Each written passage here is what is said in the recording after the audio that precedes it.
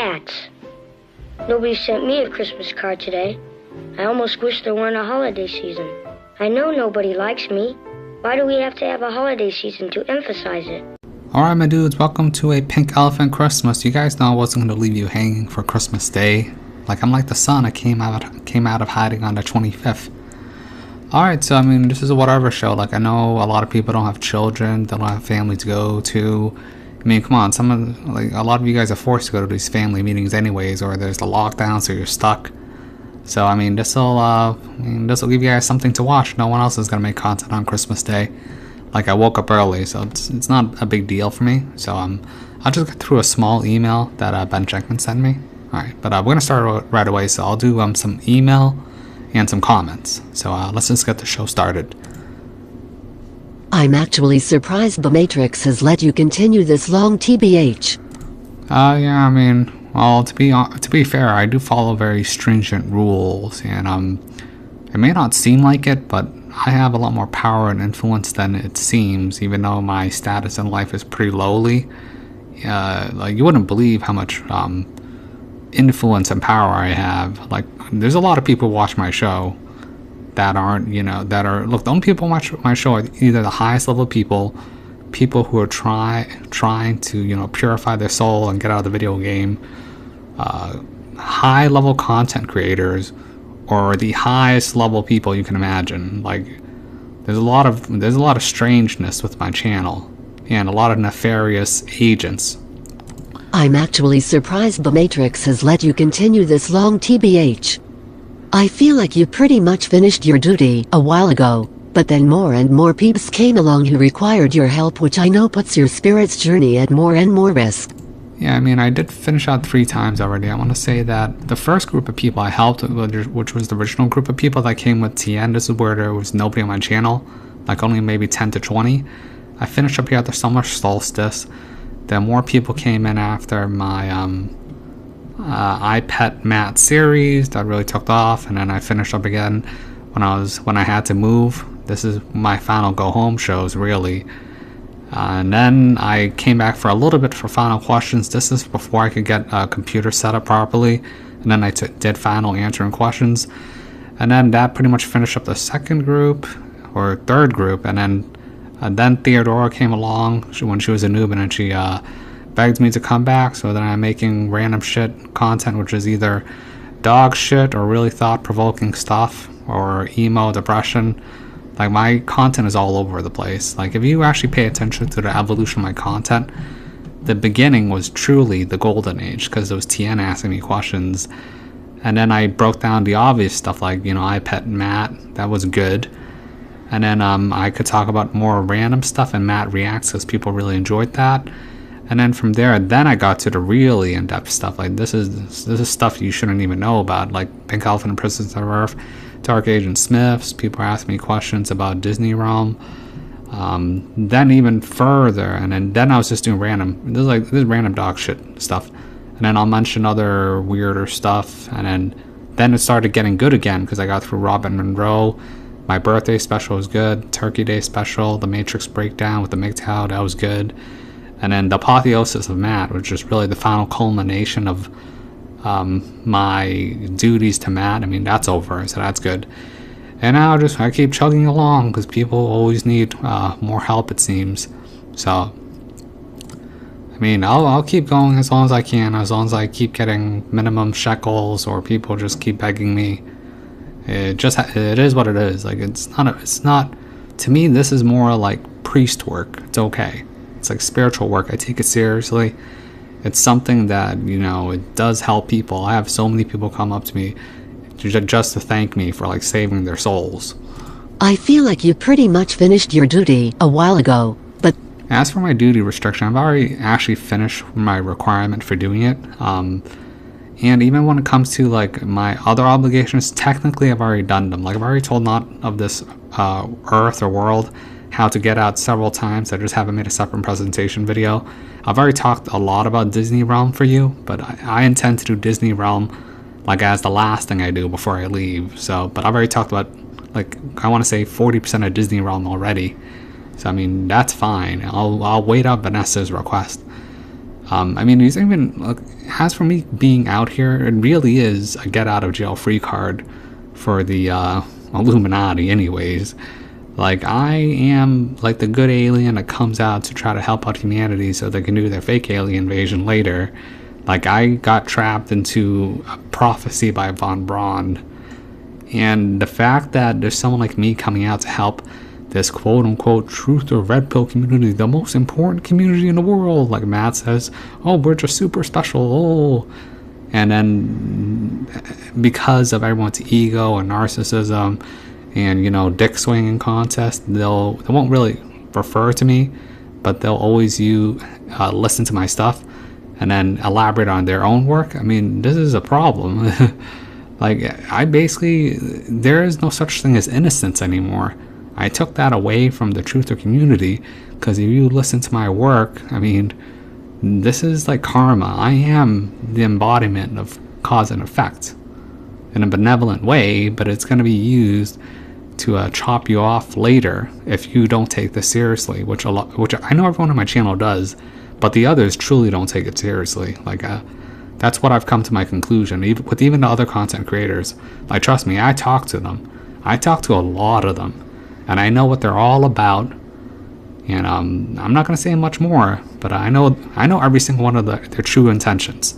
And that's why no one actually really likes me, but they either respect me or they're definitely afraid of me. Like, there's a lot of things I say and do, if they're on the dark side, just feigning ignorance, and then, like, they get a feeling of what I am. So they don't even bother. Alright. I feel like you pretty much finished your duty a while. And that's not including the people who never come out, really. I feel like you pretty much finished your duty a while ago, but then more and more peeps came along who required your help, which I know puts your spirit's journey at more and more risk. Yeah, so my spirit being at risk is actually, the only thing that really puts my spirit at risk is me. Like, I would only put at risk if someone else is at risk. It's like the scene with Dr. Manhattan. Like, I'm already at the level of Dr. Manhattan, like, I'll show you. Look at this Dr. Manhattan scene. Remember from Watchmen? Reassembling myself was the first trick I learned. Actually, that's a very important thing. He says, reassembling myself is the first trick I learned. It's like Osiris. The first thing you're supposed to learn as an ascended being is to reassemble your magical etheric body. It didn't kill Oster.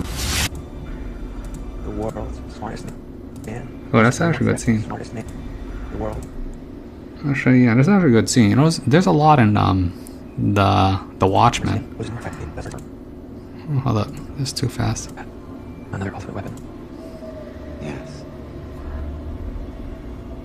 It all. It hardly. The world's smartest man. See, like, if you ever reach the level of a Dr. Manhattan, which is like what I am, like, the world's smartest human is like an ant to me. Man poses no more threat to me than does its smartest termite. What's that? Another ultimate weapon. See, this is the ultimate weapon that Osmodes is going to use on Dr. Manhattan. It's not really a weapon. He's like holding the souls of humans hostage. Under attack. See? Millions of lives were under attack. This goes to Nixon, where basically the world is under a threat against some alien god or whatever.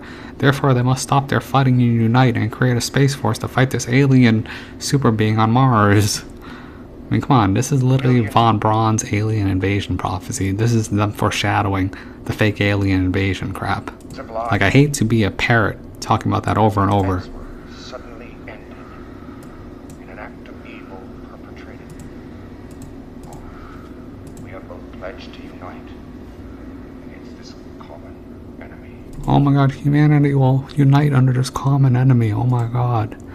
In constant conflict. Two superpowers retreating from war. The superpowers are retreating from war so they can fight and unite under a new world order to fight the superpower. Ooh, this Dr. Manhattan alien god. Ooh. We both have. See, I mean, this is the only thing that can really affect me. But at this point, I'm not gonna be an idiot Dr. Manhattan anymore. Like, that ship has sailed. Oh, I'll go through the clips right now. One of them, this is one of the scene. Now, you always hear me talk about this alien invasion. Look, man, they foreshadow it to you, alright? They told you in Watchmen with the Osmodeus Nixon Dr. Manhattan scene. I'm going to show you the Avengers. There is so much in the Avengers that no one breaks down for some reason. Like, watch. This is the Battle of New York. It always goes back to New York for a very specific reason. Because New York has every population race in the world in that one locale area. So when they do a spell on New York, it affects every single genetic bloodline race in the rest of the world. That's why New York is always the setting stage. Oh my god, look at this. Oh, it's Project Blue Beam. Oh my god.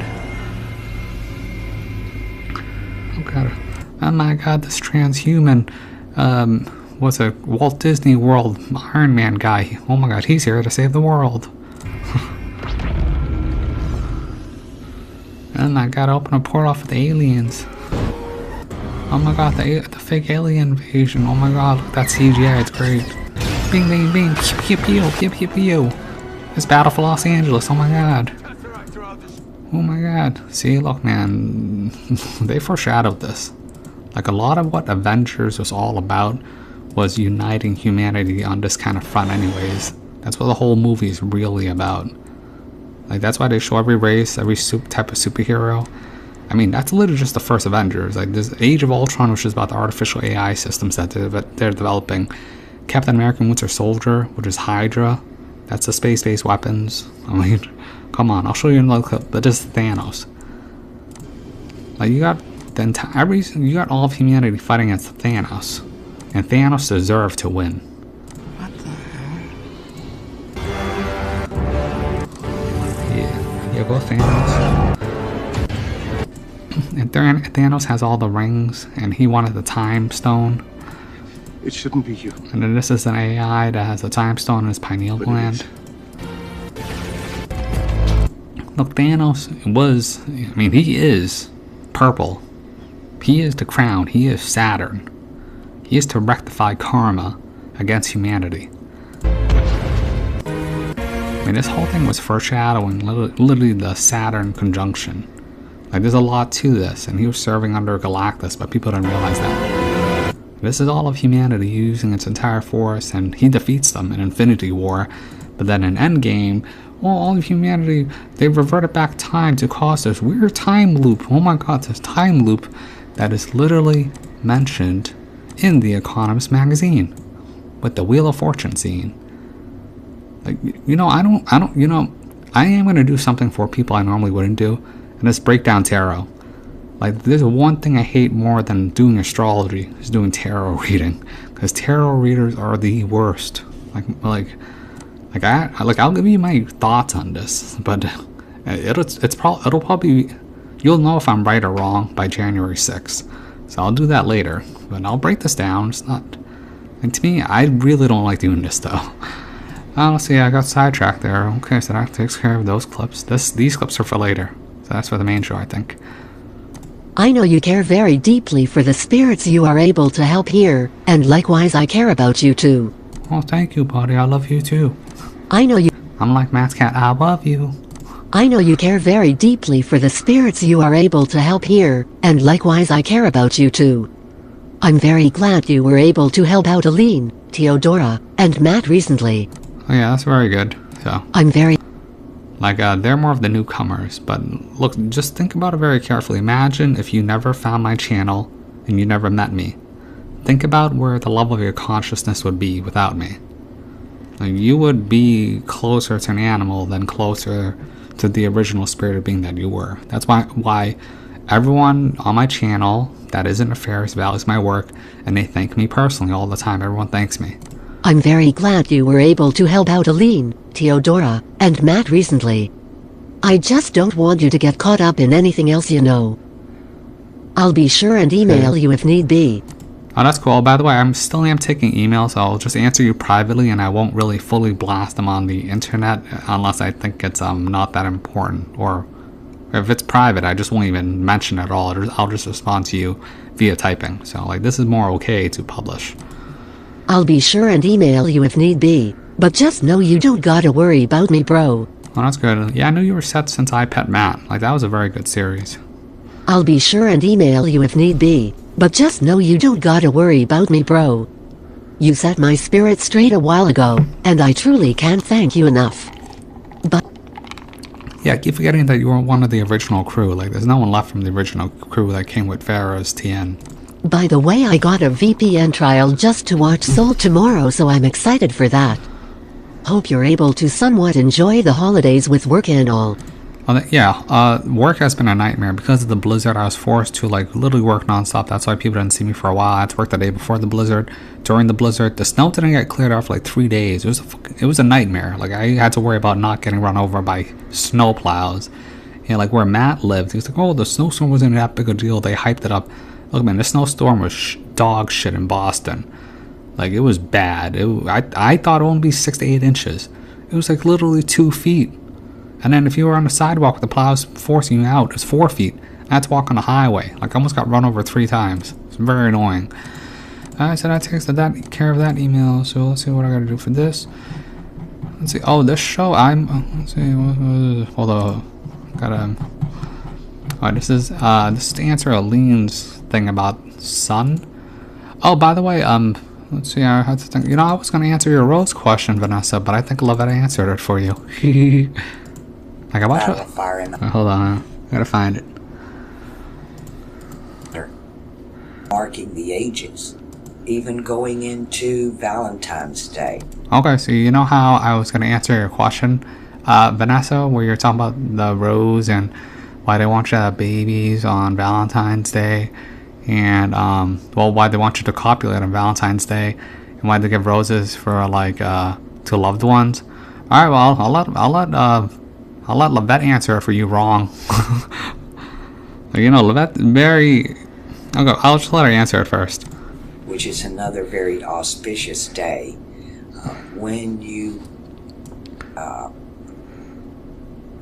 copulate or you get pregnant on Valentine's Day, you have your baby right around Halloween or All Hallows Eves.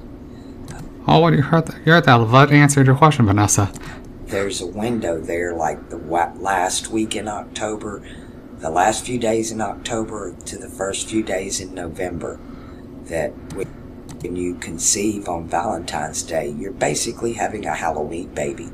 Okay, look, this is completely untrue. I'll just use a calculator for you, because the reason why I know this is because I am what you would call a Valentine's Day baby. The window is actually much shorter than you think it is. So let's see. Okay, let's see. I'm gonna close out some tabs. I mean, I did watch Lovette's video. I'll give a small analysis because look, I know people still watch Lovette and still watch Matt.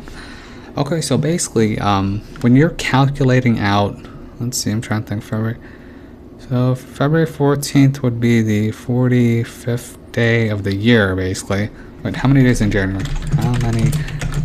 January.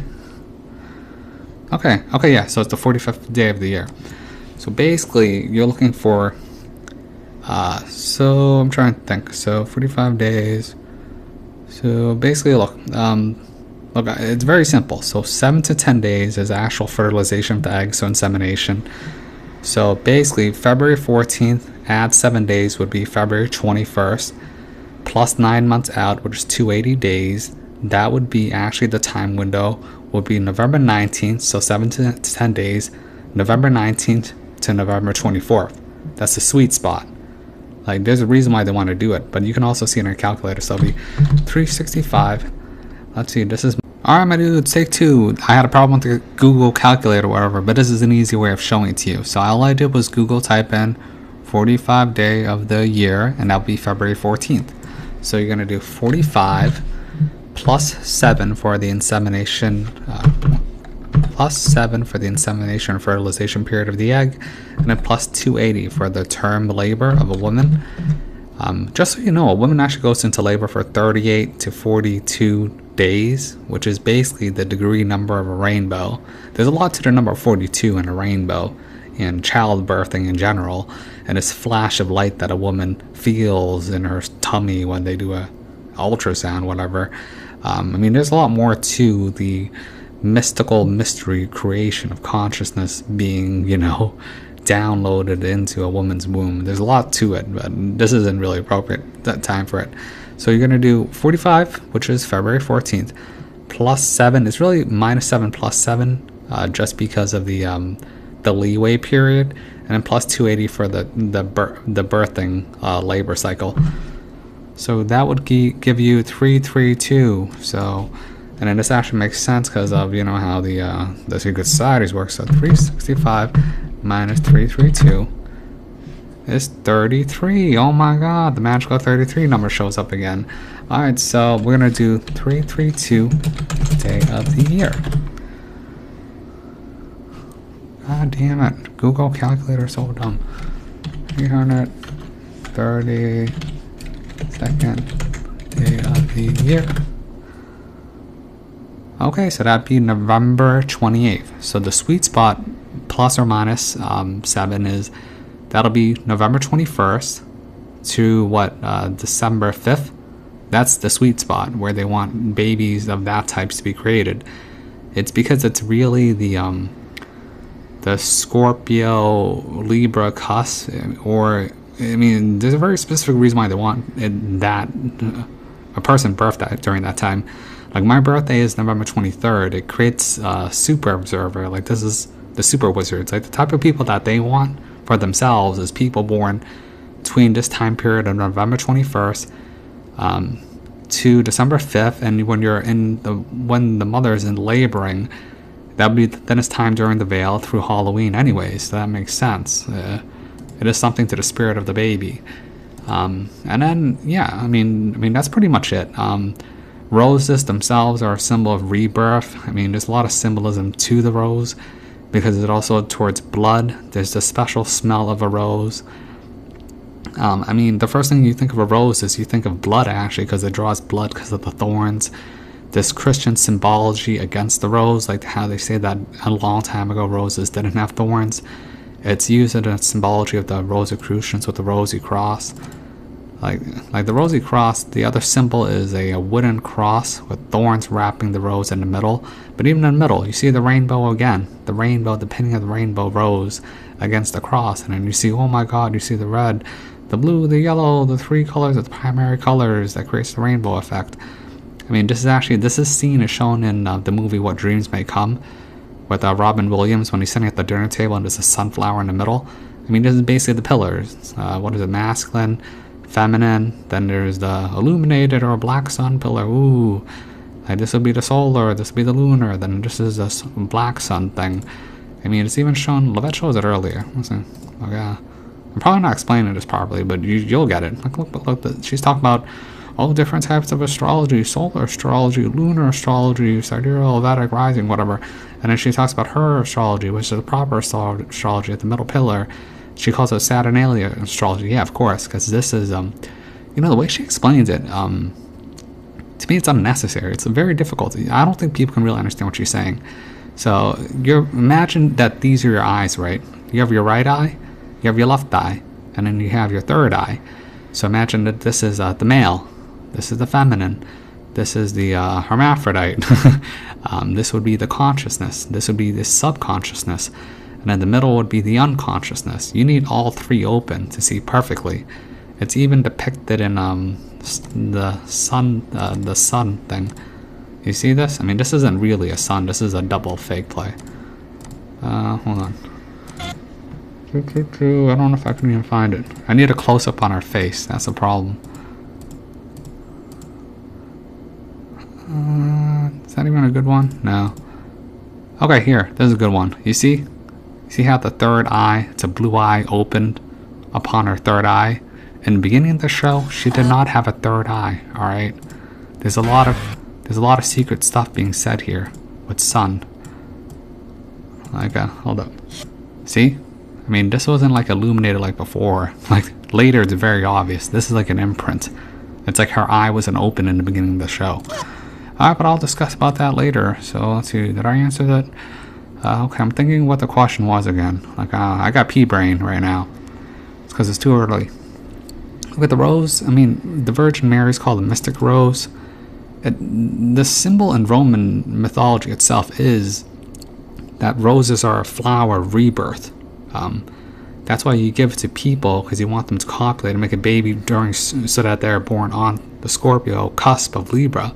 So that, because Scorpio rules life and death, it's the rebirth cycle, it's the mastery of the rebirth cycle, so that when the baby born consciousness, it's really of someone who is a mastery of life and death, of rebirth, so they can kill themselves over and over and over, so they can level themselves up over and over and over. Like, you learn 3 times faster from losing than you do from winning, or from making mistakes. And in the Roman system itself, the word rosea is to pink, it's to rose, something, an adjective to the rose. Like, the Roman rose is pink, that's why the color pink is heavily venerated. I mean, there's a lot more to this, because Rosicrucianism, it's very secretive, very in-depth, very hidden, and you can't really find any real sources on this. Like, I would have to like go in depth of breaking down the symbolism. Even the idioms that you hear about rose, like, I obviously venerate the rose just as much as I do of the lotus or the udambara. I mean, you hear the sayings all the time. Roses are red, violets are blue. Everyone knows that. And you say blah blah blah, like, I love you more than anything, it's really an idiom saying of veneration of this world, really. Like, maybe I'm not explaining it right.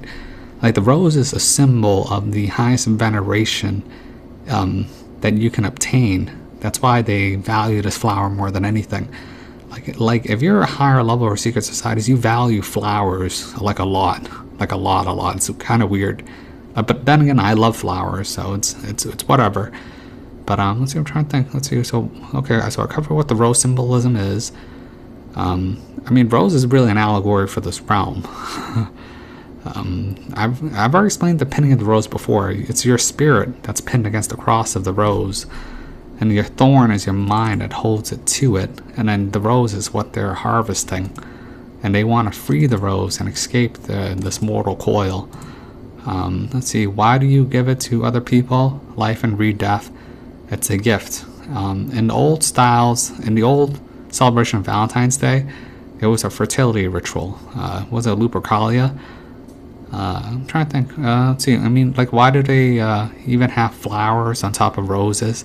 I mean, on top of coffins. Like, if you watch the movie What Dreams May Come, they put red roses on top of white coffins. That's very correct. So, I mean, I was surprised to see that. Like, most people have black coffins. You shouldn't have black coffins. Okay, so I don't think I explained that very well at all, but I mean, that's as good as you'll get, I think. Because, I mean, it's a very difficult topic to explain. Alright, so that covers that. Let's see, is there anything I gotta cover more on Levette?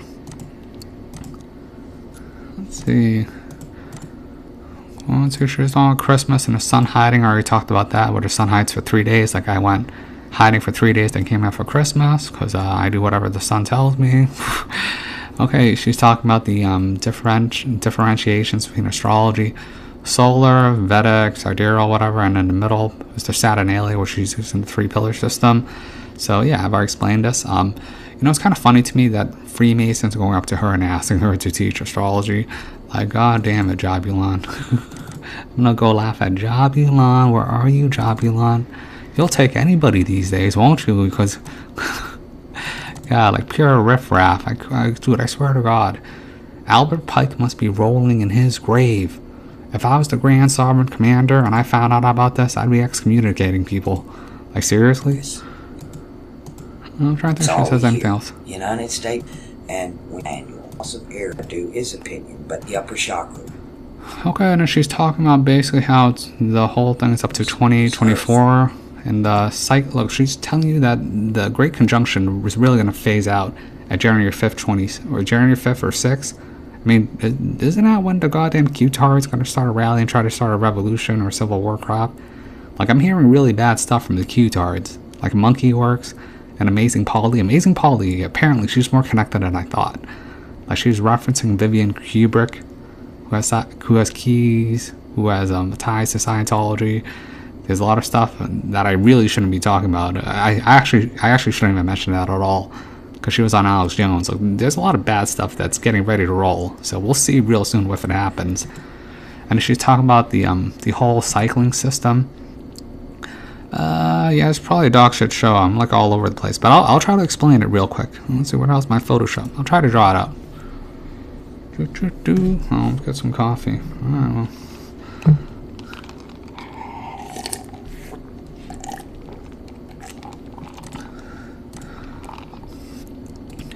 Let's see.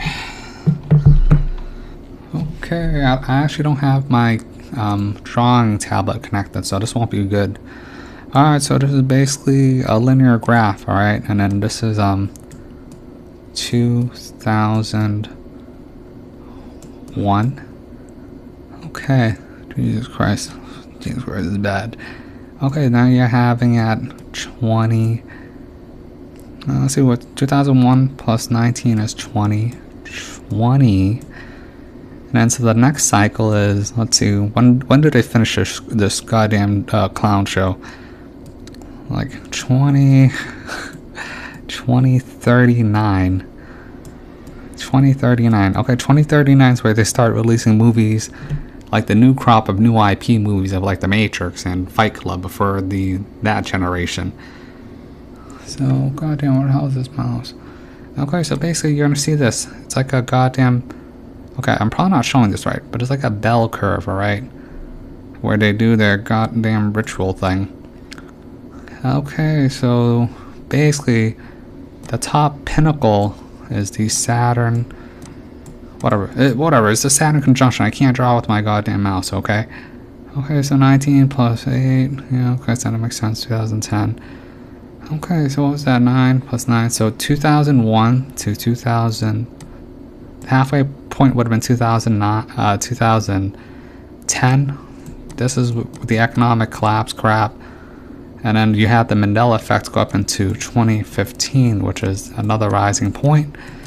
Okay, so basically you haven't figured it out yet. It goes all downhill from here, alright?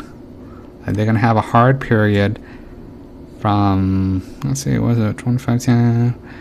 29, 2000. Okay, 2029 will be pure dog shit. 2029, it'll be like 2010. The bang bang crazy Mandela effects again. Let's see, plus 5 years, 4 years. I mean, this is where they start rolling out the transhumanism crap. Okay, but basically you get what I'm saying, right?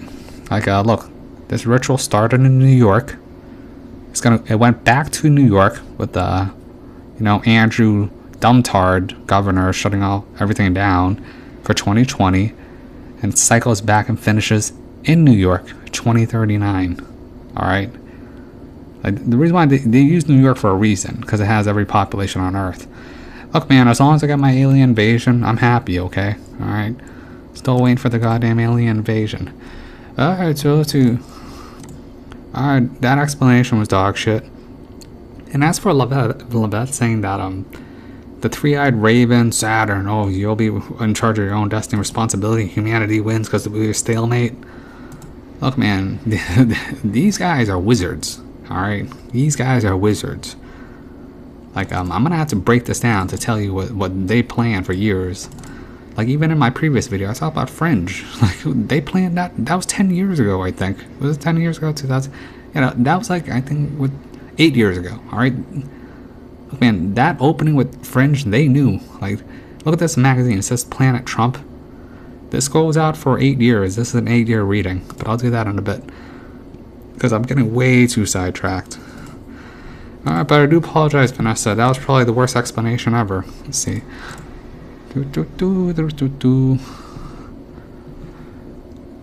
Alright, let's go play Vanessa's thingy. Sorry, Vanessa. I don't know if that Rose explanation is good enough. But if you want me to do it over again, I'll do a more in-depth analysis of the Rose. There's a lot to the Rose. The Rose is like analyzing the Lotus. It is the Western version of the Lotus. Like it's a flower of death and rebirth. Vanessa G 1 week ago. Lol. Stop sharing the videos, guys. And hello to the noob straggler. You. Oh, wait. That's the wrong video. Well, I gotta do comments for the newest one first. Oh, I would like to thank everyone who gave me shekels for Christmas. I did thank everybody here. Thank you. So, thank you everyone for giving me shekels. I got like $100, so I can use that to go out for Christmas dinner with my family. Ruthless. 3 days ago. Edited. 149 the two minds that analyzes with intelligence logic. The other that purely reacts. Gets triggered. Runs scripts. One isn't mind. It's meat sack brain corrupted. Imho. Yeah, I mean, that's where I talk about in my original thing, story time. Did people forget about my original story time thing? Hold on, let's see. Oh, damn it. Oh man, I already know the show's like turning out. The show's turning out more worse than I thought. Let's see, story time, story time. Let's see, where the hell is story time? Oh, damn, where's story time? Story. Okay, story time. Yeah, I told you the enemy is you. But it will snap back. Do the best that I can. These bubbles. Alright, whatever. You guys know the story, alright? The enemy is you. The enemy is you. The enemy is the human that is you. Because you'd be identifying with the human and not the spirit. Step. You're a demiurge. And you know what? I might as well just tell you what I was trying to tell you right here. Journey into a hellish realm whose boundaries are that of the flesh and of the mind. Yeah, see, of the flesh and the mind. So this would be the body and the ego. I mean, in the original system, it's actually what is it? It's the body, the soul, and the spirit. So this would be the body and the soul, but people misuse words of soul, so I say ego instead. So this is talking about the flesh suit. With your permission, you were tricked here.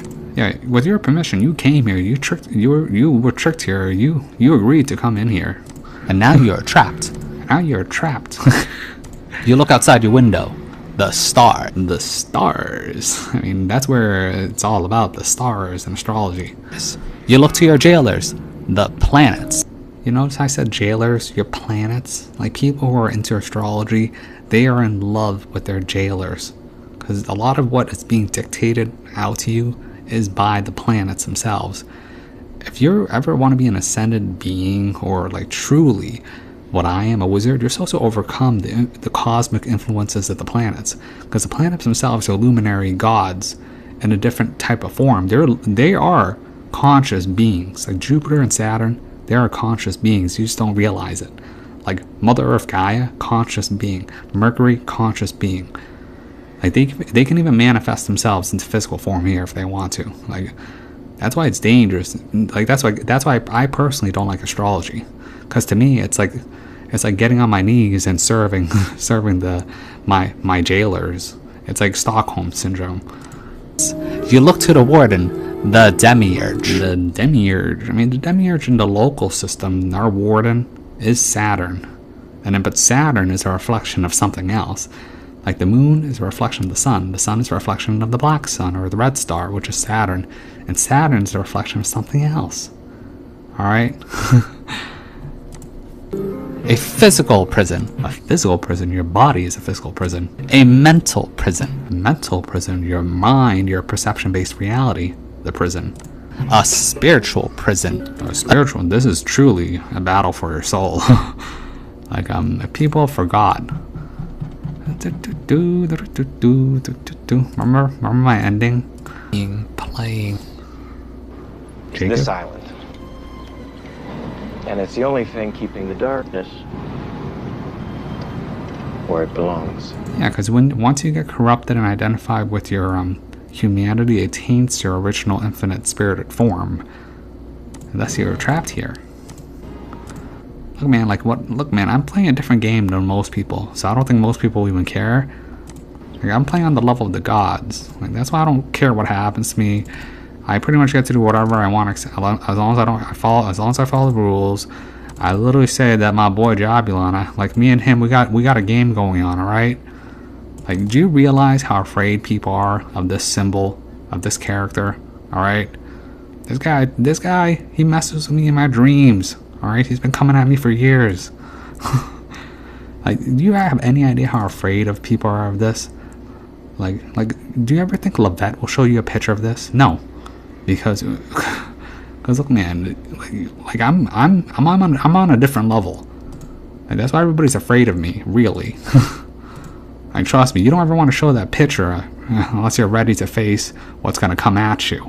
So I highly don't ever recommend people do what I do all the time for the lulls. because I do take it seriously. I'm just very jokey about it. Let's see, this show's gonna go on way too long if I keep joking around. Let's go. Orby. Electrodynamic Orb. 3 days ago. I appreciate the Fringe interlude pandemic lol. Oh, Fringe is a great show. Like, people should watch Fringe. Like, the Observers, the Hat Men, that's based off real life. Like, when my channel's new, Electrodynamic Orb, his family is basically being attacked or observed by these Hat Men, these Fringe people. So that's why I did it for you, Orby. And I actually have the intelligence to analyze that type of technology. Like, I'm not like 4 IQ. Artist to Vanessa, I'm sorry, Vanessa, I'm sorry. Please forgive me. It's Christmas, please. Vanessa G 3 days ago. I had to listen to this one twice. Yeah, dude, I can't believe people listen to that twice. Oh my god, to me it's boring. I don't know how people in general listen to my stuff over and over and over again. Vanessa G 3 days ago. I had to listen to this one twice, in between work and sleep. I really appreciate the tidbits in here. There is a lot to... Oh, is there tidbits? Did I mention some stuff? Yeah, I said some pretty crazy shit now that I think about it. Like how I said that I'll nuke everything out on my way out. Look, man. Like, I don't know how to say this, but I can just complain directly to Mickey, alright? That's why I'm not afraid of anything. Because I got Mickey on speed dial. I really appreciate the tidbits in here. There is a lot to pick up and absorb. Thank you. I do have a request for you, and will send you an email before the end of the year. Okay, yeah, that's good. Send me an email request. I'm trying to actually process out the request as fast as I can, because after the New Year's, I'm no longer taking any more personal video requests. So I just did Theodora's. I do want to move on to any other personal requests people have. So, but you have to understand, people ask me the most difficult questions in the world, like what is the meaning of life? How do I escape out of this reality? Please explain to me. There's a prison realm, Disney realm, trap matrix. Ooh, like these are questions that honestly, like no one really has the answer for, because you need a very highly elevated mind. And honestly, I still think it's robbing you of the experience here. Like, you're supposed to enjoy Disney World, at least for a time, but a lot of people here are older, and they don't care anymore. They've done this multiple loops. I do have a request for you, and will send you an email before the end of the year. I do have a question about us using our individual power and using our imagination here in the physical realm. Can it change the outcome? Yeah, of course it can change the outcome. You can always use your imagination to do whatever you need to do. And that's why it's like, you know, Imagination Land by South Park. Your imagination has a lot of power. If you watch the movie The Greatest Showman with Hugh Jackman, I told people in email requests for personal development to go watch the movie The Greatest Showman. He basically imagined something, created it out into his mind, and projected out his thought reality into the physical world. I mean, that's the true, this is what we would call, I guess we would call middle magic, actually. Lesser magic is like dumber shit. Like, people use lesser magic all the time. Like summoning demons, astrology, tarot, that's lesser magic. Middle magic, I would say, I mean, some people call this higher magic. It's really not. It's like middle magic. You're doing thought projections in your mind and bringing it to physical reality. That's what makes us basically demigods, except for the fact that we have physical form and can die. And then higher magic is about the alchemical transmutation of your conscious spirited soul to the refinement of the coloring system using imagination. Like, higher level magic to me, which I'm more interested in, would be like the alchemical transfixionification of the coloring of my spirited soul consciousness against imaginary luminaries that I create in my mind, which would supersede the limitations of the planets that exist here. Like, for example, Neptune's imagination or Uranus's individuality. What if I made a new luminary thought idea that goes beyond the Pluto transmutation? Like this exists, but that's why we get this idea of expansion of consciousness that gets projected out into the solar system, and then thus the game expands. But this is high level magic. Like, no one really talks about this because no one has the ability to talk about this. Like, this is for people above Grandmaster. Like I said, there's ranking systems above Grandmaster. It's Initiate, Adept, Master, Grandmaster. If you're talking about the Freemason system, it'd be Grand Sovereign Commander, and that's the highest level we can get there. But then there are people probably not in this reality or this physical form reality, so it's not really worth mentioning, because this grade, this school, playground, it really is very limited of what you can do. But you know, even I talk about this, I just turned 30. Most people, they never get it, even multiple lifetimes. And people who are in their 60s or 70s who are on my channel, they're surprised that I got it at like 25. So I might just be a freak. Can it change the outcome? Or is their power and plan too great? Let's see. I would say that humanity is always shooting itself in the foot and slipping on its own banana peels. Because to me, they actually tell you everything you need to do to win, but humanity is always gonna, you know, subvert my expectations and do the worst things possible.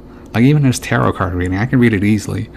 Like we're supposed to be in Saturn after the death card here with the red star of Saturn.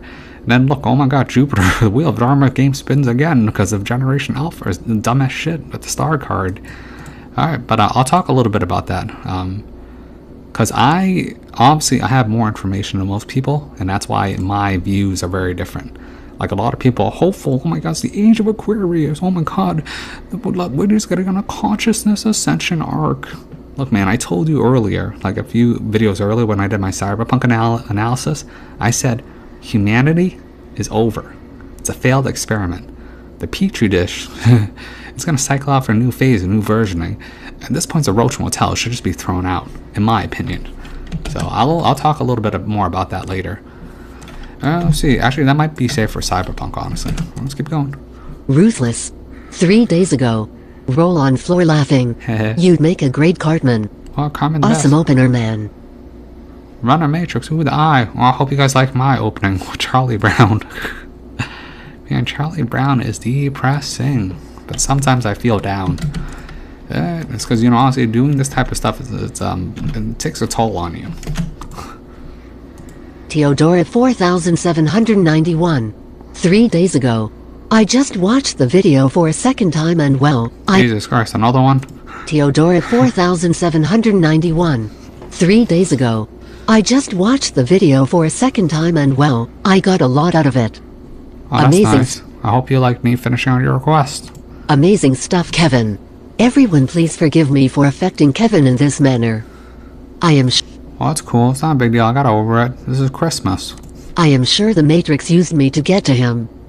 I will support... Yeah, you actually got Agent Smith. So I've seen people get Agent Smith. It's kind of weird.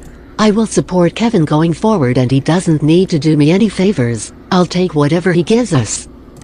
I mean, I'll give you guys more than what I did before. Like in the beginning of what I did, it's because my computer is broken. I couldn't play clips or anything. So that's just what it was. I will support Kevin going forward and he doesn't need to do me any favors. I'll take whatever he gives us.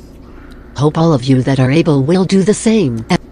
Yeah, I really hope people join and support when I ask for it later when I do need it, probably in February, because I can't just have Theodora doing it herself. I know, actually, I do know that people help, like Ben, Mike, Alexander, so yeah, actually, Orby, yeah, there's a good amount of people that will help anyways, but I just got to be more adamant about begging for shekels, because if Theodora's the only person giving me shekels, like, I'm serious, I'll just bounce. I don't want one person to do all the heavy lifting. It's not about the shekels. It's whether or not people care about the content I make. Hope all of you that are able will do the same. And let's share his videos. And maybe he can do this full-time instead of working at a grocery store. Oh yeah, don't worry. I mean, I actually choose my station in life. It's because I have personal health problems. Like I am, you know, going blind and my lifespan's very short. I don't think I'll make it 10-15 years just because I have personal health problems. So it is what it is. So that's why I don't really care about anything. Hope all of you that are able will do the same. And let's share his videos. And maybe he can do this full-time instead of working at a grocery store. Kevin, I may email you things every once in a while, and I don't need a reply. You can choose to do videos only on the things that interest you and that you think others may get something out of. No more favoritism, please. Let's all stick it to the Matrix. Oh, wait, actually, you told me not to read your emails. Now I think about it. I gotta make sure to remember. Like, I keep forgetting. Alright, so from now on, Theodora, I'll just type to text speech to you. Okay, thank you, Theodora, thank you. Let's see, run away, blah, blah, blah. Alright, yeah, but whatever, I'll respond to emails. So, you know, it's not a big deal. I probably shouldn't have said that I won't respond to emails because people do want to contact me sometimes. Yeah, let's see, but really, I gotta be more careful. Okay, this is for Aline. Oh my god. Yeah, but whether I do this full time or not, I will always rather prefer to work another job also. To me, this is like a side hobby job that I do as public service, and I get charity donation shekels based on the goodness of people's hearts. So it's not too big of a deal until like maybe February. So thank you for everyone for helping me out. A lean headlamp. 2 days ago, I watched this twice. I know you. Yeah. Really? A lean headlamp. 2 days ago, I watched this twice.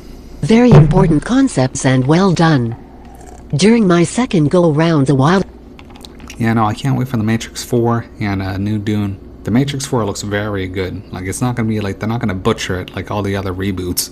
During my second go-around a while ago, about halfway through when the Oracle was saying how much she loved candy, I got choked up on a piece of sugary divinity that my sister sent me for Christmas. Well, yeah, I mean, that's why they give sweets out to Americans, or they always trick people, Americans, especially Americans. Like, Americans love candy. They eat more candy than anyone that I see at Halloween, or desserts, or just candy everywhere, candy stores, candy.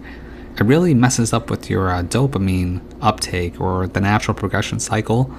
Like, really, there's a reason why you only eat sweets for Western or white people. You only ate it during Yuletide for honey cakes. If it's Asian cultures, even in ancient times, you only ate it for Lunar New Year's. It's like how people used to make babies. They used to plan to make babies, not just like bang like animals.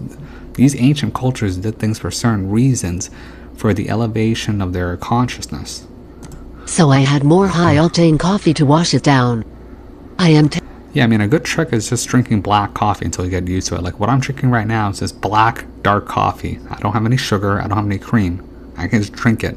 Because once you destroy your need for enjoying taste, I mean, that's a big hurdle to get over. So, like, I love the bitter stuff. I am terribly flawed by comforting addictions like others I know. I have withstood extreme pain before.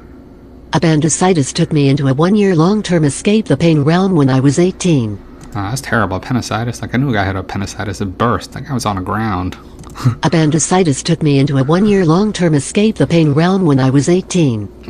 My appendix dislodged directly behind my right ovary. I felt excruciating pain for the first 3 days of my female cycle for 1 complete year. By the time I'd make it to the doctor, the pain was gone, only to spin around on the next cycle and get me again. X-rays showed nothing.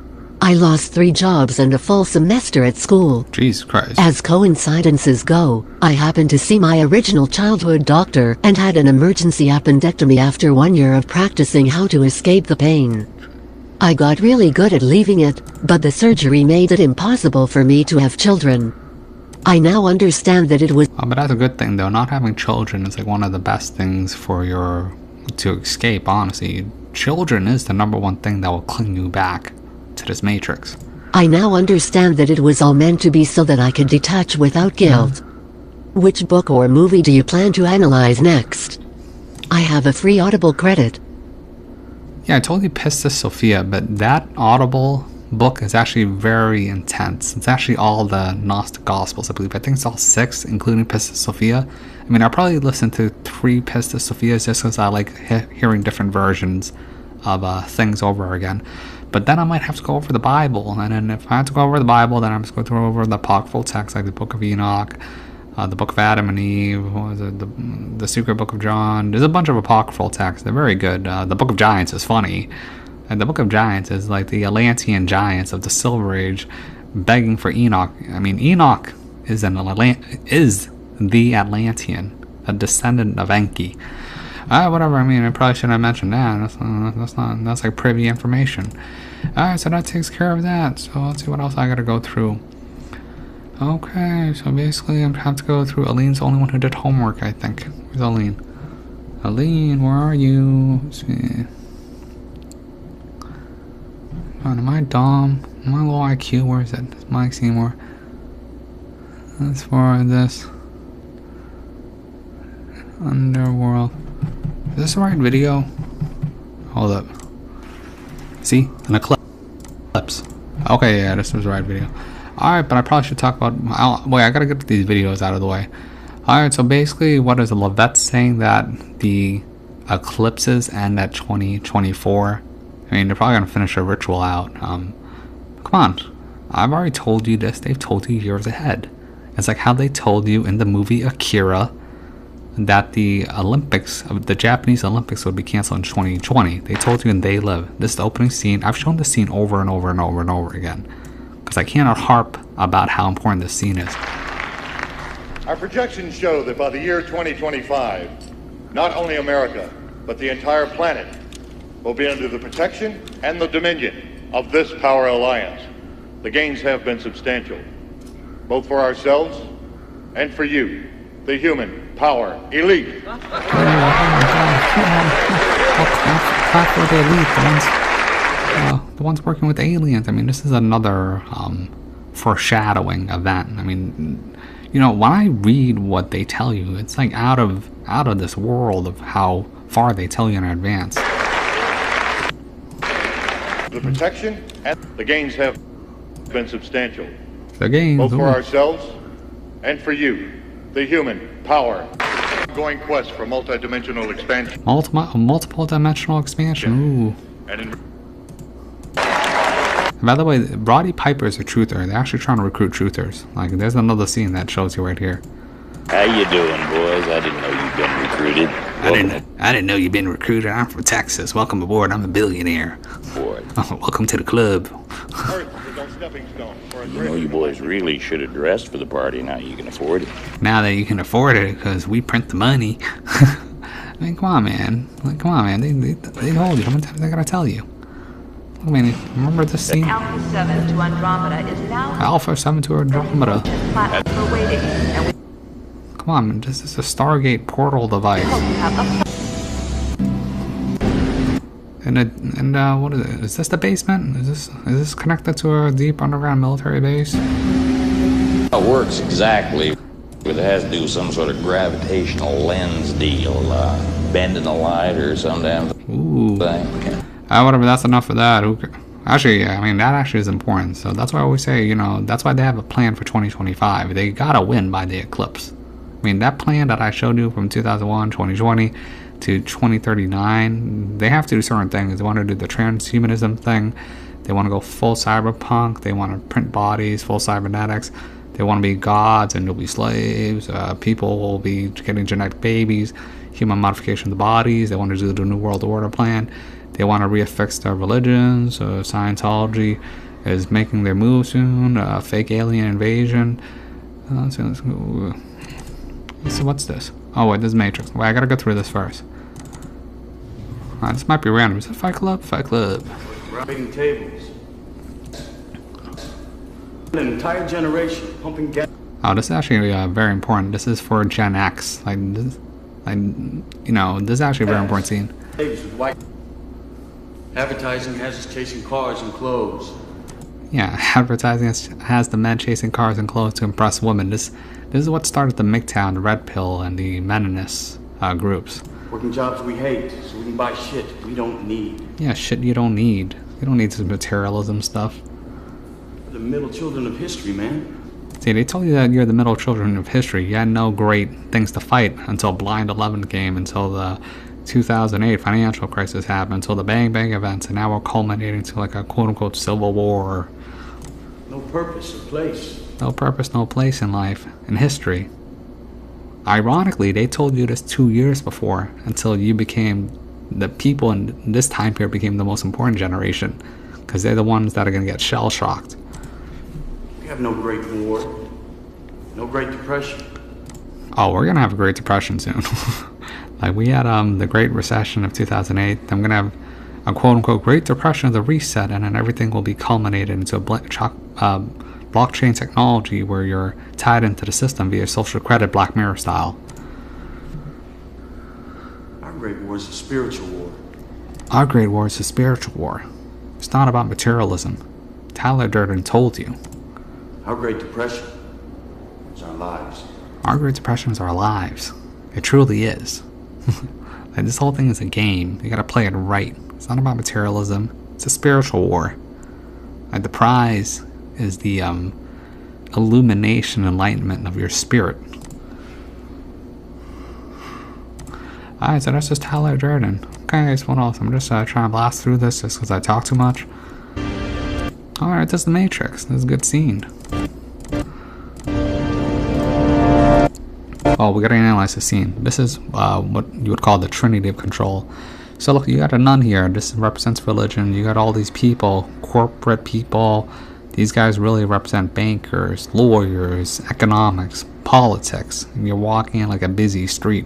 So it would be the religious. This is the unholy trinity of control, which is religion, politics, and economics. And that is the symbol of the Matrix. And then if you see Morpheus, he's walking with his hands behind his arms, like a master, like an Asian master. It's to show that he has strength because he's facing his chest forward. The Matrix is a system, Neo. The Matrix is a system. This system has been put in place. Humans did not create the system. It was brought here artificially during the, what was it, the Assyrian Babylonians? Look, basically when the gods came in here, they brought their system from their version of Earth, because they're interdimensional beings, and then they put it here, because like, you know, this is really fairy tale when I talk about first Earth, second Earth. Like, we are actually second Earth. So that system is our enemy. Yeah, the system is the enemy. When you're inside, you look. Well, you see how he's gliding through? Like, he's easily avoiding the system, but Neo, he's getting bumped because he still has ties to the Matrix, the system of control. Around, what do you see? Businessmen, teachers. Businessmen, teachers, they are your enemy. Like, they work for the system. Like, let's not get this wrong. Lawyers. Lawyers, they're your enemy. Carpenters. Carpenters. Like, come on, man. They built the foundation of the system. They are your enemy. The very minds of the people we are trying. The very minds of the people. Like, these people are actually innocent spirits, but they take upon their role, and then thus to build up the system. And then that's where we get this idea of NPC, or normies. They're still spirited beings that, you know, you would be trying to free, but honestly, they are already, you know, compromised. To save, but until we do, yeah, until you save, these people are still a part of that system. Yeah, they're a part of that system. That's why if you try to wake them up, they will attack you, Agent Smith style. They will run out of the room screaming. They will lab you whatever they need to. And this is a cop. Cop is like the proto frontman for the system. And that makes them our enemy. Yeah, the NPCs are your enemy. I don't know why people keep trying to wake them up. Are you dumb? You're asking to get attacked. Like, you deserve what you're getting. You have to understand, most of these people are not ready to be unplugged. Yeah, they're not ready to be unplugged, so why are you unplugging them? Alright, these spirits, it's probably their first or second or third or fourth time like rolling out in the Matrix. Come on, they love it. They love their enslavement. They love the clown show. They love the Disney realm experience. Come on, man. Like, haven't people learned? And many of them are so inert, so hopelessly dependent on. They love their slavery. They love being in Disney realm. They love Mickey. The system that they will fight to protect it. Yeah, they'll fight you. They'll fight you. Everyone's already faced that. Oh, this is the Mother Sophia character, the Scarlet Woman. She's actually much more important than you think. She's like the final enemy, but people don't realize this. Were you listening to me, Neo? Or were you looking at the woman in the red dress? I was. Look again. Look again, Agent Smith. I mean, that's what happened with Theodora when she turned Agent Smith on me. No offense, Theodora. See, this is a simulation training. Really, the truth community should have analyzed this scene from the beginning. It would have saved you multiple relationships, family members, your reputation. This died. But where they have failed, you will succeed. Strength and their speed in a world that is built on rules. Because of that, they will never be as strong or as fast. Yeah, listen to what he's saying right here. It's important. This system has rules, which means that people who are bound to the system, they're bound to the rules of the Matrix. You are not. Because if you're a higher spirit being, you're not from here, you're not really bound to the rules. Fast as you can be. You just don't realize it. You're not aware of your power. That's where the power of imagination comes from, to manipulate and manifest reality. What are you trying to tell me? That I can dodge bullets? And there's actually a very important quote he's saying. No, Neo. I'm trying to tell you that when you're ready, you won't have to. yeah, when you listen to my work, you know, leveled up. You don't need to dodge bullets. You don't need to wake up NPCs. You don't need to be fighting Agent Smiths anymore. Like you don't need to do a lot of things anymore once your spirit has manifested itself to a certain level. Alright, so that's just the Matrix. I'm just trying to get shit out of the way. Let's see. You know, I thought I was going to spend a longer time doing the Economist breakdown, but because of the time constraint, because I joked around way too much. No, I'm probably just going to do a quick breakdown. Because I still have to go through Sun for a lean. Oh, God. Let's see. I want to go coffee. But I hope everyone is enjoying their Christmas. Yay. Let's see. Hold up. Look, for the record, I hate tarot reading. Like, I want people to realize that I hate tarot reading. Just because a lot of tarot readers just don't know what they're talking about, or they can't read it in a wizardy way. Alright, so look. Okay, so look, man, this is probably wrong. I hope this is wrong. If my reading is right, this is the worst case scenario. Okay, so basically, I should have brushed up on my tarot a bit before I did this. Alright, so this is the world in 2017. So 2017 is, if you break down 1 and 7, plus them together, that's 8. So 8 would be the looping symbol, it's the infinity symbol, it's the orb or a snake rotating around. They call it Planet Trump. So because it's 8, the theme of this tarot card reading is 8. So there's 8 for 2017 is 8. If you add the numbers, like each card actually has a number. Like, what is the tower? 20, 21 or something? Is it 21 or 22? But basically, they each have numbers, and I already did the number calculation before. If you add the number assigned to each card would be 107. So that is also 8. The theme is 8. And you look at this reading like it's an 8-year reading. It's 2 terms of a presidency. So basically, if Trump is still president, or he's a de facto president of the opposite side, then yeah, then this is right. So. But this is an old reading, so we're going to look at this real quick.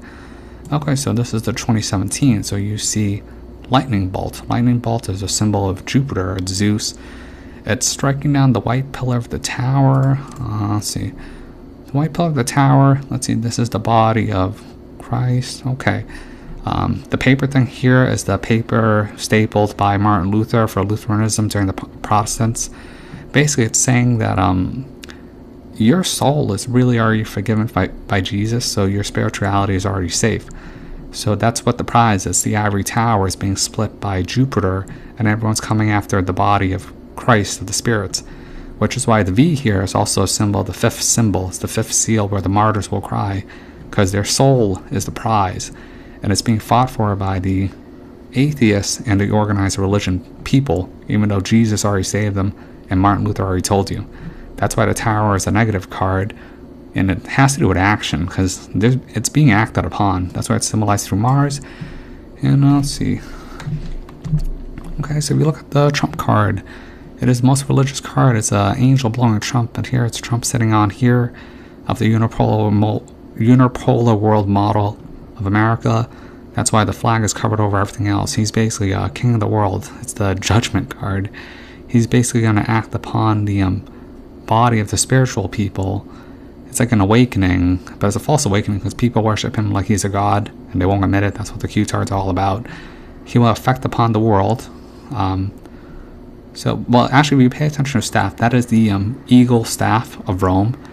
And in his hand, what is that? That Palantir, it's something. It's actually something very important. But I can't see it enough details. Basically, Trump will be the actor, judgment, and play for basically the spiritual body of the human consciousness of the world, but it's going to be played out between the left and the right. But they're really on the same side. That's what the same coloring.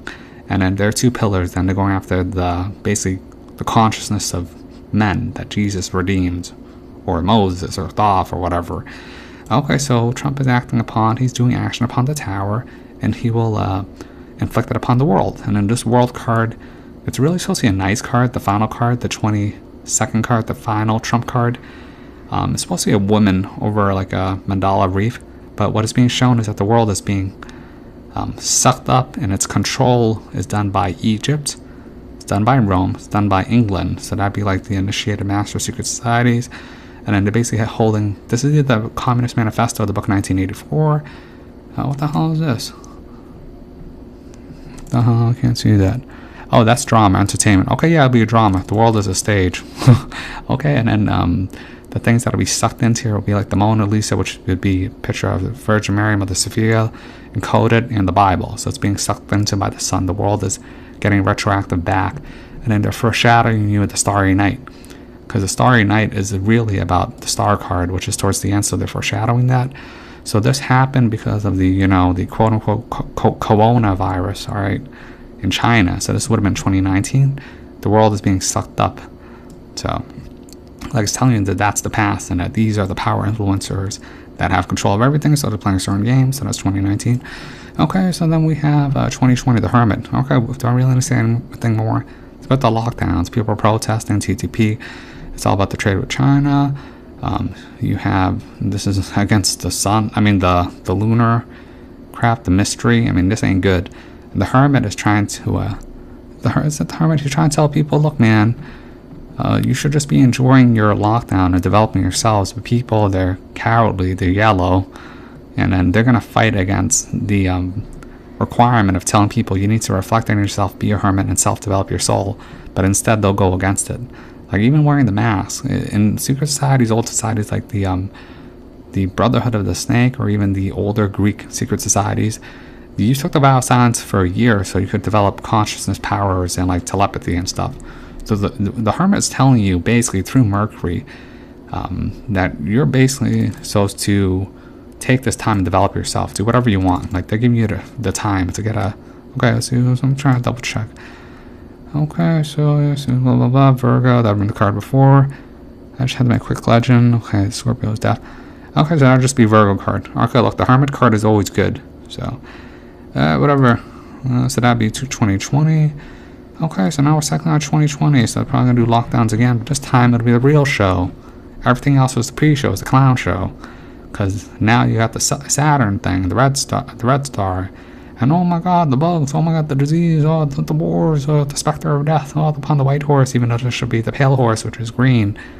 Look, I mean, look, man, they're going to do a lot of things, all right? They got to make a play for 2021. 2021 is the big year, where they're supposed to do this stuff at transition, but really, this entire card system is the major arcana. It's all spirituality. It's not actually about the physical world. So this is basically them.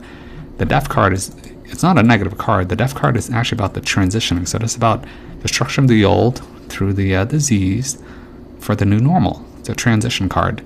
Like a bad card to see would actually be the moon card, because that's mystery. Alright, so then in 2022, you probably get all this transhumanism shit because they're modifying the soul consciousness of men through the imagination of mind, the hyperreality of VR. And then you see this, they're 3D printing houses. See, a lot of people think that, oh, there's about actually them physically 3D printing houses. VR is not real. They're telling you that they want to systematize, engineer your mind out, the hyperreality of VR, to create the construct of the house, which is basically telling you that they want to homogenize your thought patterns so that no one really has real individuality. They have the illusion of individuality, but they're very much homogenized. It's basically telling you that they want to transform the higher consciousness state of people into NPCs. So, I mean, that's what social media is for. Because the Magician card is all about the highest veneration of imagination. That's why it's the #1 card. Okay, and then basically you're gonna get into the Wheel of Fortune card, which is a Jupiterian card, I believe. So yeah, okay, Jupiter, Zeus is hitting it. Jupiter spins back out. Let's see, you have your ballot boxes for the double cross XX, your votes don't matter. It's spinning out against Germany, France, and Russia, so that'd be the 3 secret royal families that really run the world. So French would be the Merovingians, the Russians, I mean, this is Germany, so what would be Germany? Germany would be the English crown, which pretends to be English, actually a Germanic bloodline. Let's see, then you have the Russian people, which I can't really talk about, because then they get real pissy about that, because the Russian Mountain Jews, whatever, they're more Ashkenazis, but they are Russians, they're the Russian oligarchs. Okay, so basically then you get the Star card. The Star card's the worst card. That's telling you about the Age of Aquarius. So basically the Star card is, it's touching on to the Hermit. So this is the lockdown. This is the new generation of highly autistic, retarded kids. And then they're basically going to be touched upon the Wheel of Dharma, which means that the Jupiterian cycle cycled out. Jupiter is making a claim and control upon Saturn, which is supposed to be the age of Saturn for the next 19 years. Okay, so the star card, these are the children. They've actually, quote-unquote, ascended to the stars of cyberspace, where they truly adopt this idea because of the lockdown. They don't care about the physical world. They're basically tricked into this hyper-reality world of computers and social media and Instagram.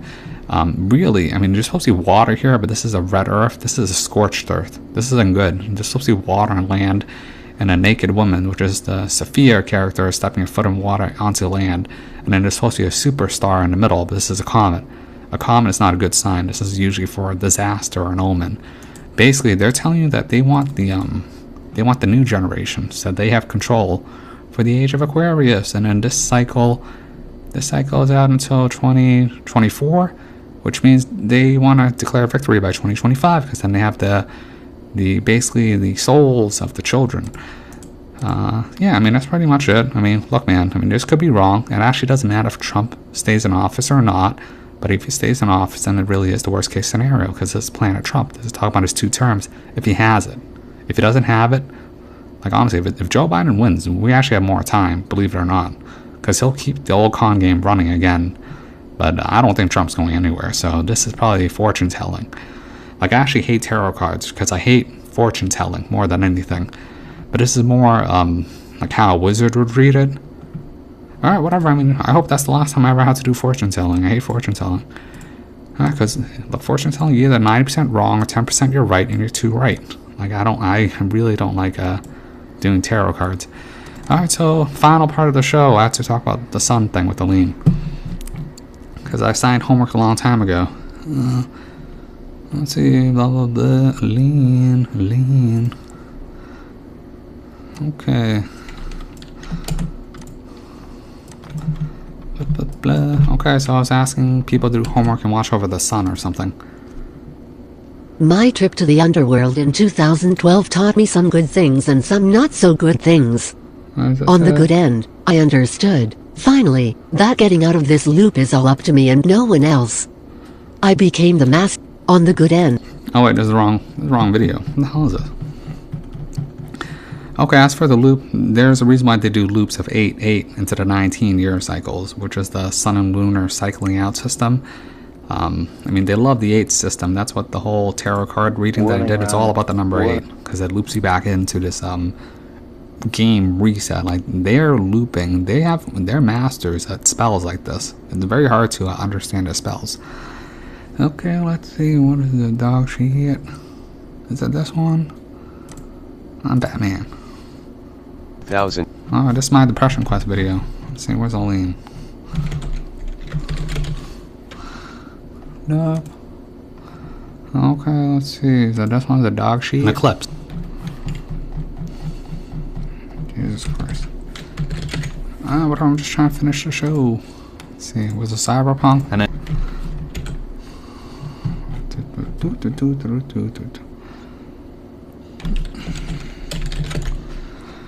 Let's see, the however, blah blah. Okay, yeah, this is it. Alright, a lot of you guys were smart guys. Okay, let's see. Alright, so basically the homework assignment was I basically asked people to analyze and tell me their thoughts about the song.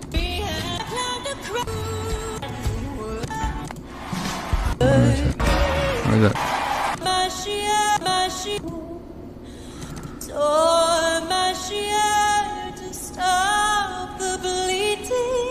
Yeah, so there's a high-level message being said in this by the Billie Eilish song, When the Party's Over. Well, let's see. Okay, so basically I was just asking people what they thought of it. On the good end, I understood, finally, that getting out of this loop is... Oh, that's not it. Let's see. Aline Headlamp. 2 weeks ago. The homework assignment failed to pluck my heartstrings. The tune is entirely forgettable, and the creature performing it is uninspired. On a scale of 1 to 10 for emotion, I give it a 3. What? Don't talk shit about LeAnn Rimes. I mean, there's a lot more to this. It's not supposed to make you feel anything or sad. It's supposed to make you feel pity. Like, that's what the emotion I was looking for, but no one really got it. Because I probably shouldn't have baited people out by telling them clues where they were just going to try to be like smart guys against it. Alright, let's see. Okay. Let's see. But basically what that is they're trying to tell you about the eclipse. They're trying to tell you about the illumination thing. It's basically a get out of jail free card. They have to try to tell you how to win, and they're doing it their own way. And I would agree with them that they're doing it in the right way. So. Lol, there's actually a hidden extra credit in the assignment. I didn't care about the plucking of the heartstring. What I cared about is whether PPL could figure out what I'm not saying. Pay attention to the sun, its mask, and all the glittering gold as in relation to what you figured out in the analysis of my previous assignment. There's actually a high-level message being said in the sun scene, like how I broke down the turtle and the seahorse. Lol, are probably the only person who can figure it out on my channel XD. Yeah, Lean probably is the most advanced person on my channel, so that's why she's the only one that's doing homework assignments. But basically, yeah, the mask, I told people to pay attention to the mask specifically because the eye is opened in this scene. In the beginning of the show, the eye was not open, so it's telling you that this character went from the sun into the illuminated sun, which is the star card and the tarot card system. So its meaning changed entirely. And the star card is really about the spiritual quest, the conquering of this game. Like the star card in tarot is the most venerated card in tarot itself, in my opinion. It's not the world to me, it's the star. So. A lean headlamp. 2 weeks ago. At Pink Elephant OK. The song When the Party's Over is about dying and enlightened and being unable to let go of the desires of the material realm. Okay, so that would be the second layer level understanding. So there are 3 layers of understanding to the song. But I should, I'll play the whole song for people so that people get what I'm saying. Yeah. So we're gonna watch the song first, and I'll let Aline give her thoughts. Then I'll break it down basically. Don't you know I'm no good for you? I've learned to lose, you can't afford to. Tore my shirt to stop the bleeding, but nothing ever stops you leaving. Quiet when I'm coming home, my own. I can lie, say I like it like that, like it like that. I can lie, say I like it like that, like it like that. Don't you know too much already? I'll only hurt you if you let me. Call me friend, but keep me close side. And I'll call you when the party's over. I say like it like that, like it like that. I can lie, say I like it like that, like it like that. Alright, that's pretty much the end of it. Alright, okay, so I'll tell you about the first layer of understanding first. The first layer of understanding is pretty much a love song, like you to someone else, and then you broke up, and then you're trying to tell them how you love them, and then, so, I mean, that's the pathetic NPC level understanding. Like, to most people, it's a love song, because people are animals. They only care about mating, or love songs, really, but this is Aline. This is a higher level understanding. This would be what I call level 2, so. A lean headlamp. 2 weeks ago. At Pink Elephant OK. The song When the Party's Over is about dying and enlightened and being unable to let go of the desires of the material realm. Yes, that's true. That's why there's the being itself is glittering gold. And that's why there's always a danger to that saying all that glitters is gold, which is telling you all that looks shiny and nice or gemstony isn't always nice. And then this is about the illumination enlightenment, which is why her third eye is open, and it's the blue eye against the golden sun, which is the illumination of the star card. Like, this isn't the sun card anymore, because the sun card was the transitioning of the mystery of the moon in tarot, and then now you moved into the star. This is why I knew the Sun and The Masked Singer was going to win from the start, because the show is pretty rigged, but you need to know what the messages are. A lean headlamp. 2 weeks ago. At Pink Elephant OK, the song When the Party's Over is about dying unenlightened and being unable to let go of the desires of the material realm. I had to check out the lyrics. Not discernible from the video. It is a plea to a loved one to let go and rise to the golden sun of illumination. Yeah, that's pretty true. Even on Upon a Pillar, sometimes they use a golden sun instead of black sun, so that is pretty right. It is a plea to a loved one to let go and rise to the golden sun of illumination. Rose in Bloom. Never heard the song before. Still not impressed with it. I like homework. Don't you know I'm no good for you? I've learned to lose. You can't I mean, just thought you were Billie Eilish was like the female Elvis of the new generation. Like, I don't like the old boomer songs, but this is merely a generational problem with this idea attachment of nostalgia. Like, I don't even like Elvis, but I know people who love Elvis to death and they're boomers. This is merely generational problems where they force this music upon you when you're in your formative years from the age of 13 to 19, so it's the greatest thing since sliced bread. But for a previous generation, it seems like there's nothing to you because it's a degeneration of quote-unquote music. Like Matt says, there's no good music anymore, even though BTS is the world's biggest thing. Like, and I love BTS, but that's because I'm a different generation. It's merely how they perpetuate the game of nostalgia through music for a reason. So this is to create attachment via frequency. I've learned to lose. You can't afford to. Tore my shirt to stop you bleeding. But nothing ever stops you leaving. Quiet when I'm coming home. And I'm on my own. I could lie, say I like it like that, like it like that. I could lie, say I like it like that, like it like that. Don't you know too much already? I'll only hurt you if you let me. Call me friend, but keep me closer. Call me back, and I'll call you when the party's over. But nothing is better sometimes. Oh, that's just the lyrics. Okay, let's get to your final analysis. So, I mean, usually there are 3 levels of analysis for many things, by the way. First line lyrics, don't you? Like the level of analysis, you can think of it as like initiate, adapt, master. That's what the messages are being said for.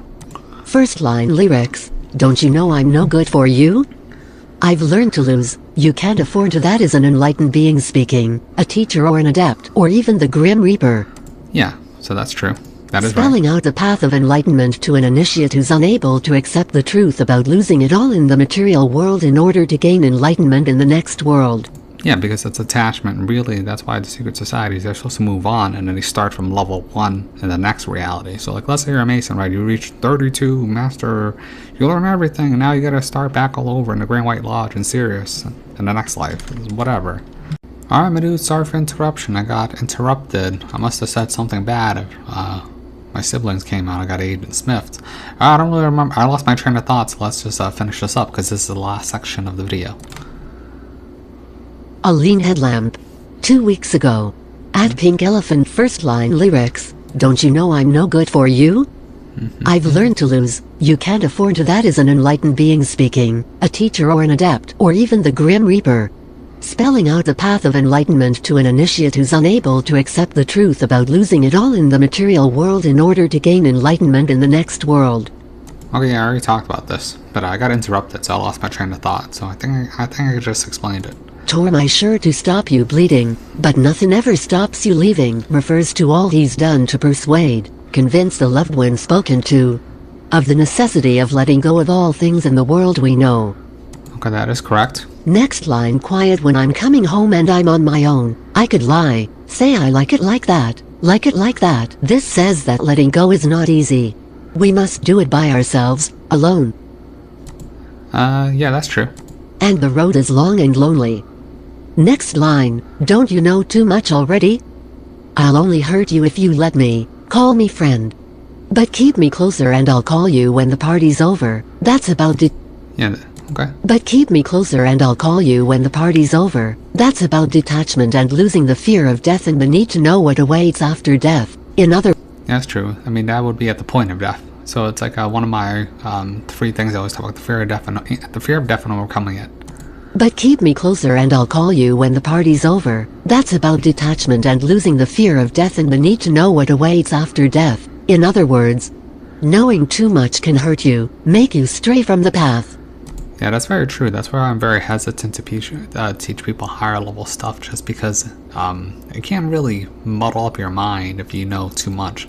Like, I have the capacity to handle it, but most people can't. They either go insane, or they try to take it but they don't understand the fundamentals, so it means nothing, or they're just trying to do it to join a fruity little club. I mean, the club doesn't want you.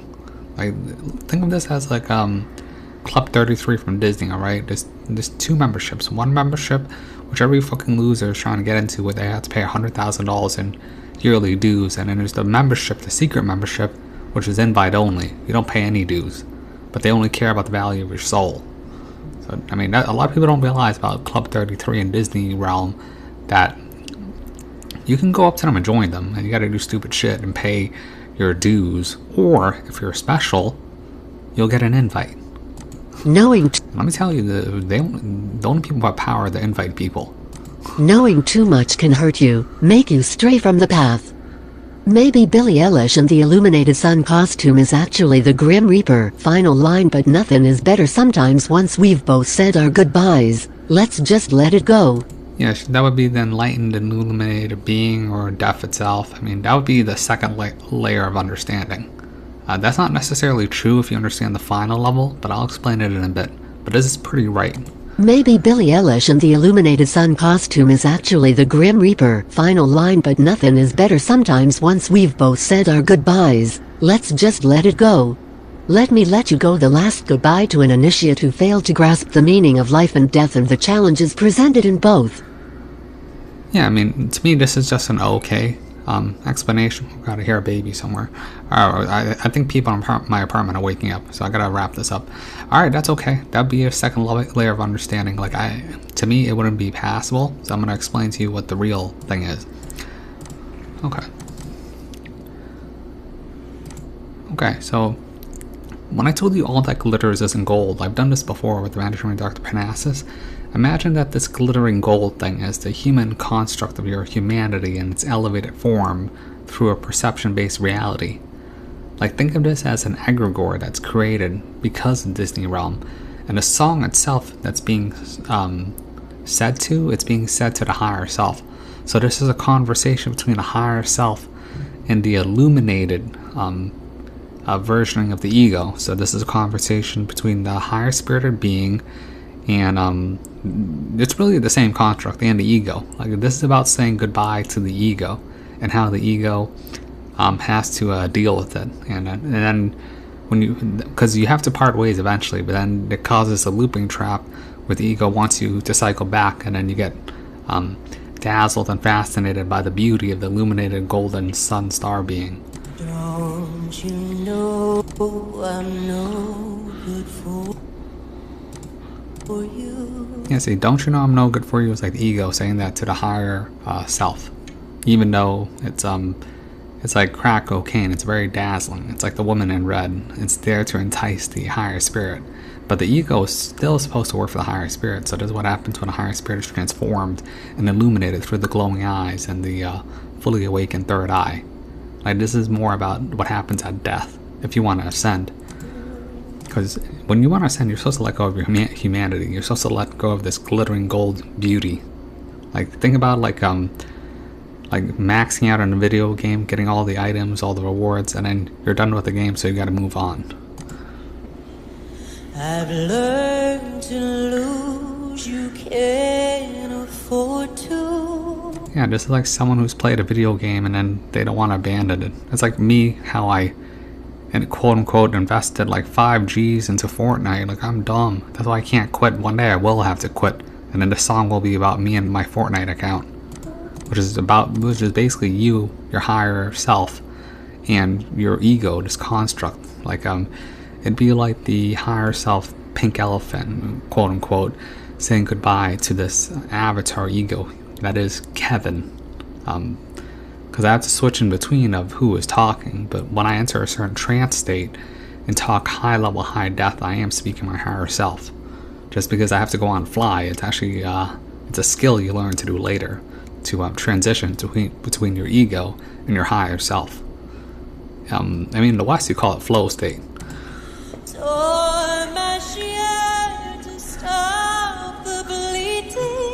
Yeah, so tore my shirt to stop the bleeding is actually at the point of death. It'd be in the Tibetan Book of the Dead, where the ruby and the sapphire separate out and then go out through the heart chakra.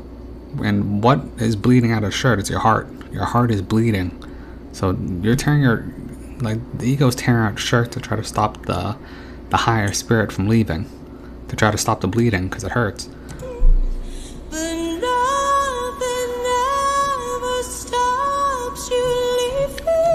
Yeah, but even if the ego does that, tries to contain the heart chakra, the higher spirit is leaving anyways. This is about saying goodbye.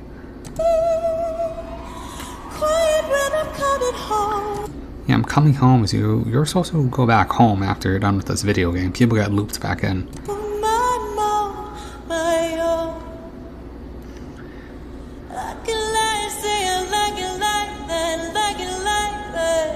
Yeah, you could say you could like it like that. It just means that you could lie about the situation and how you think it's okay, but then it causes this attachment problem between the higher self and the ego. Like, a lot of this is about letting go. It's about detachment. It's about ascending. You're supposed to get to this level and you're supposed to move on, but people get stuck because they can't let go.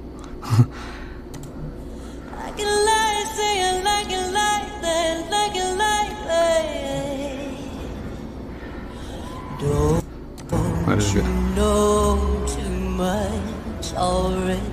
Yeah, so this is the ego begging the spirit. Don't you know too much already? I'll only hurt you if you let me.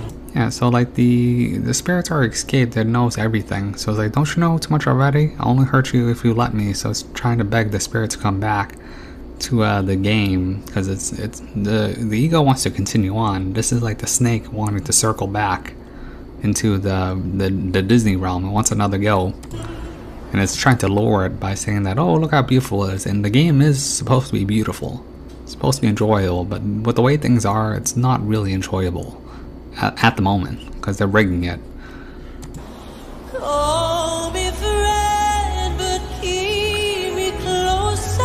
Yeah, call me friend, but keep you closer. You're supposed to keep your ego close to you and not let the ego get out of hand. This is also a reference to keep your friends closer and your enemy closer, because your ego is thought that is also part of the realm itself. So technically it is your enemy, but it's your tour guide working for you in Disney realm.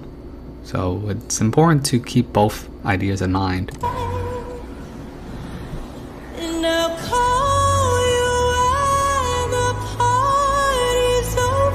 Yeah, call you when the party's over is when Disney realm is over, or you die, and then you say your goodbyes, and then everyone's happy and you move on. Like, you're actually supposed to, at the end of Disney realm, you actually can combine back with your ego, go back to the higher self, so it's okay anyways. Call me back when the party's over. When this petri dish, this simulation is over, you basically absorb all of your previous egos anyways. It's a learning experience, so it's not as big of a deal as the ego is making it out to be. The ego is just being a drama queen, so to the higher self.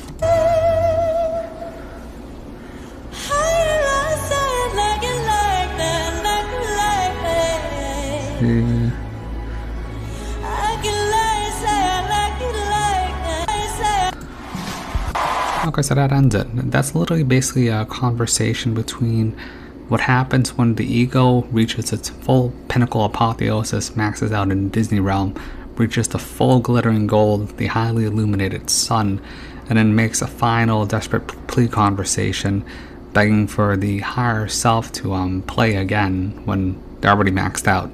Like, this is how I feel towards my own ego, because my ego's, in terms of my ego, what I've learned, it's pretty much maxed out. But my ego, my higher self, we're pretty much in line, so it's not that big of a deal. We'll move on together when everything gets absorbed back. But this is a higher level idea, so that's why the story is important. Because most songs really are a story between you, your ego, and your higher self. It's not necessarily a love story, anything. And even the idea of an initiated master talking to a failed initiate, I mean, your failed initiate is probably your ego. I mean, that's how this trap works, is the body, the ego, and the spirit. Alright, so I hope you guys enjoyed that breakdown. I shouldn't have delayed it for so long. I'll think of more shows later. I'd like to thank everyone for giving me donations. I hope you enjoyed the tarot breakdown and some astrology, I guess. I really don't like doing it, just because, you know, my sister, she loves tarot and astrology, and she, you know, my siblings actually think I'm really dumb and stupid, don't understand any of this stuff, so I just play along. They actually think I'm really, really dumb. I don't know anything about astrology or tarot. But that's why I don't want them overhearing me talk about these things. So I hope everyone has a Merry Christmas. I hope you guys enjoyed the show. This is mostly for people who have nothing to do. So I'll see you guys soon, later. I do have to watch Soul, so I hope to watch Soul soon, but I might have to pay for it. Alright guys, have a Merry Christmas. Alright guys, bye. What's going on here?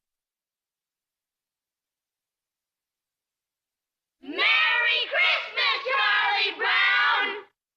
Hark the herald angels sing, glory to the newborn King. Peace on earth and mercy mild, God and sinners reconciled.